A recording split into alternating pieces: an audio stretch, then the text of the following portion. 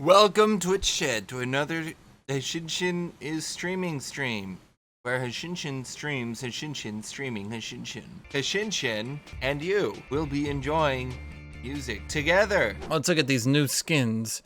Elderwood Vigar, Elderwood Ari. Okay, I mean that's really though. I mean, might as well go with swimsuit Ari at this point. You're not really pulling any punches at this stage. Okay, so let's go over the nerfs and buffs of this patch. Okay, so Azir is actually a nerf. There's actually a nerf to Azir. They basically destroyed Corki here. Bye-bye, Corki. Mundo got buffed a little bit. Seems they're trying to give him a substantial buff. My opinion is it's just, it doesn't compensate for how bad MR items are. It does. Okay, the thing about Mundo is he relies on his healing 100%. Unlike a champion like Aatrox or even a champion like Vlad, he doesn't really have anything going for him other than he heals a lot. And that's it. He just heals a lot. You remove his healing with Kled or, you know, any of that stuff, he just collapses. I just think if they backed up the Mundo buff by buffing Spectre's Cowl as well, it would be so much more impactful. Aurelion Sol's getting his rework back up. Kale's getting her rework back up. Garen Changeless, that's interesting. No longer doubles below 2550. Cooldown from 9-4 to flat 6. Are they seriously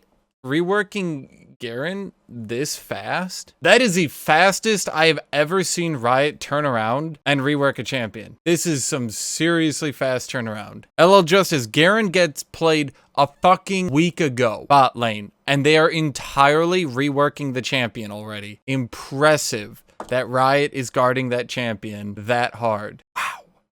Just his passive heals a little bit more at the early game, a little bit more at the late game, doesn't double below half health. Cooldown's going from 9-4 to 6 flat. So early game when it's useless, it'll be stronger. Late game when it's useful, it'll be weaker. W cooldown is being annihilated. Didn't they do that because they wanted him to like have a more active ability? So they're just going back to the old W cooldown. The resist cap is going down. Instead of 150 CS to get 50 armor and magic resist, it's now 160 to get 30. The base damage on his E is going from 14 to 8. The AP ratio is going from 0.36 to 0.23. The spins are going from 5 to 8. You're removing 1/3 of the damage, but then you're adding more spins. Then hits needed to shred armor is going up. No longer deals bonus damage if it hits only one enemy. Now deals bonus damage to the nearest enemy. Villainy passive is going away, which is fine. So basically they're saying, Garen, bot lane is for 80 carries. Go top lane with every other reject champion we don't really want to deal with. Jesus, Riot. Riot be like,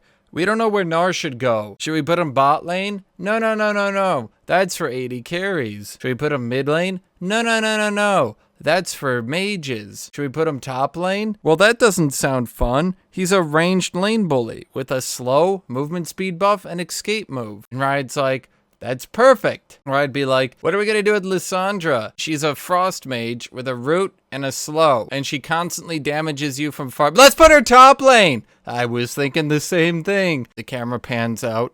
Just Riot Live design team on the door. Dude, I can't believe Riot is reworking Garen after he showed up bot lane. Like, way to go, Riot. You have really shown your favoritism here. Late game Garen ult is gonna be incredibly broken. What? Wait, what? 30% missing HP plus 450 always is true damage. Always. That means if I have 2000 HP and I'm missing half of it, I'm a half health 80 carry, right? That's 750 true damage. It feels pretty big for just a point and click ult. Just to be at half health. That means if you're slightly below half health as an 80 carry, you just die. All right, let me put it this way. If you're 900 health, you're gonna be left at 100. He ults and autos and you're dead. I don't know if I like that concept. Yeah, everything else seems like a massive nerf. Seems like they're pushing him to build damage really hard. But like, what attack speed items even are there that Garen can build? Trinity? It applies on hits. Does that mean it'll apply the Trinity proc? Probably. Yeah, I mean, I basically, I see Wit's End and that's it.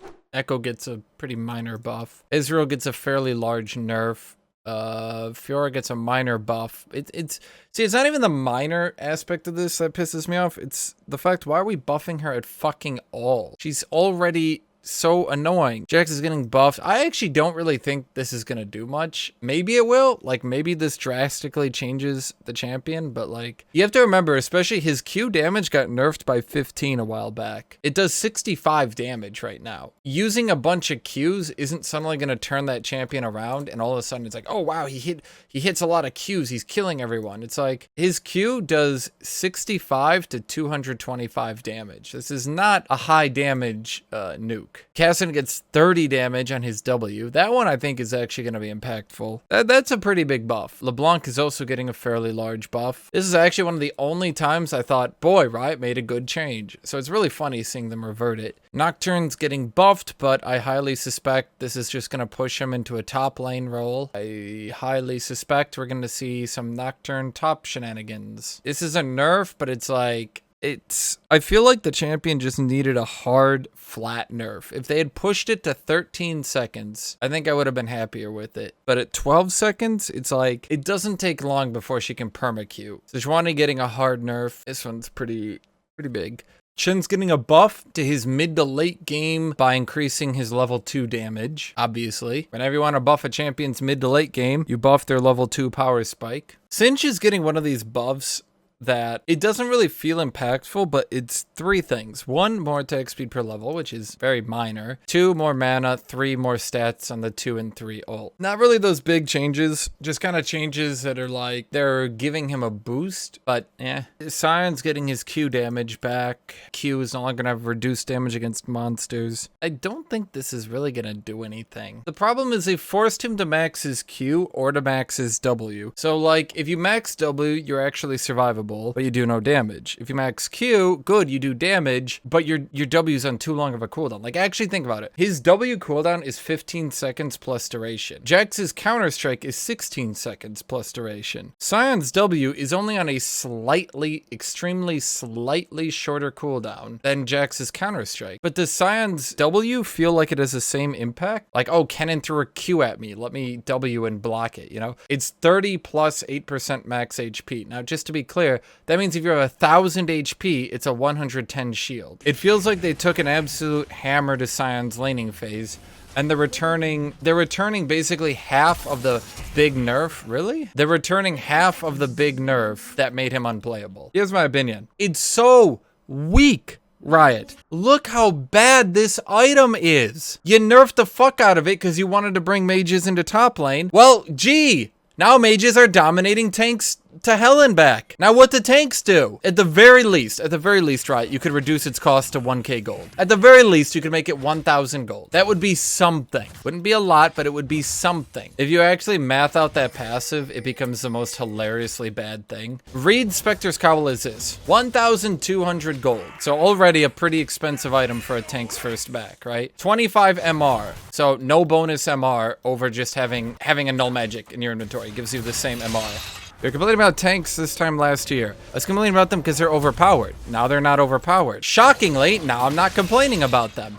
Wow, imagine that. Changing my opinions based on things that are happening. 250 HP, so less HP than a Bami's Cinder. Passive, heal 150% health regen over 10 seconds after taking damage. Wow, Twitch chat, that's incredible. Let's actually math that out for a second. Let's plug in Sion's level 6 health regen, Twitch chat. 10. So a first back Spectre's Cowl heals you 15 health over 10 seconds after taking damage. So for 350 HP, 350 gold, your only advancement is you gain 100 HP and 15 health over 10 seconds. Let's take it further. Hypothetically, you actually heal for 20. Let's say you heal for 20. Fine. It would take you about 1 minute for that item just to heal enough HP to heal for more than just buying a ruby crystal. And this is supposed to be tank's anti-mage item? This is what's supposed to enable you to lane against mages? Okay, I kind of forgot. that he has Ignite. But fortunately, he ran out of damage. But I am good at the game. Like, it's insane that the item is so weak. Like compare it to Seeker's Arm Guard. Seeker's Arm Guard is cheaper. And oh, you have to stack it up a little bit, sure. But Seeker's Arm Guard comes out the gate stat efficient. You have the armor and you have the ability power that you started with. Then as you stack it up, you get better and better. That's an anti-item. Like, let's compare Spectre's Cowl to Bramble Vest. Bramble Vest is slightly more expensive by 200 gold than a Chain Vest.